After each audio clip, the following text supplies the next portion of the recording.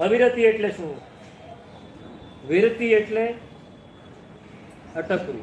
શેનાથી અટકવું? પાપોથી અટકવું. બાહ્ય વસ્તુ.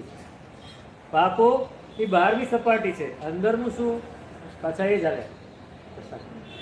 કષાયોથી અટકવું એ વિરતિ.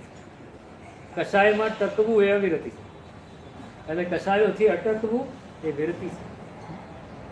આપણે દેખીતો ધર્મ કરતા જ હોઈએ અને અધર્મથી અટકતા નથી. દેખીતો ધર્મ કરતા જ હોઈએ છીએ, દેખીતી રીતે વિરતિમાં હોઈએ છીએ, પણ અંદરથી તો અવિરતિમાં જ. સામાયિક લઈ અને પારકી પંચાયત કેટલી કરી.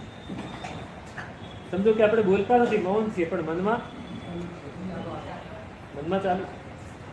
બહાર નથી બોલતા, કોઈની સાથે મૌન લઈને બેઠા છીએ આપણે, પણ આપણે મનમાં તો એ જ ચાલુ છે. પારકી પંચાયત. આ પર્યુષણ આવશે, કેટલાય લોકો 28 કરશે. એ 28માં એ શું કરશે? પર્યુષણના 8 દિવસ એ અને એના કુટુંબીજનો. સમજો 28 અત્યારે તો એકદમ પોપ્યુલર થઈ ગઈ, નોર્મલ વસ્તુ થઈ ગઈ, પણ સમજો કોઈ 16 કર્યા, 21 કર્યા, 31 કર્યા, માસક શમન કર્યું, એના પર્યુષણ કેવા જશે? લોકોને આમંત્રણ આપવાનું, બારણામાં પધારજો, એનો વહીવટ કરવાનો, એનો પ્રસંગ ઉજવવાનો. તમે પર્યુષણ એ માસક શમન જેના માટે કર્યું હોય તો સાવ એક બાજુ મુકાઈ ગયું. અવિરતિ, અવિરતિ અને અવિરતિ. વિરતિ તો થઈ છે, પર્યુષણ વિરતિ માટે છે. પર્યુષણ વિરતિ માટે છે, વિરતિ તો થઈ છે.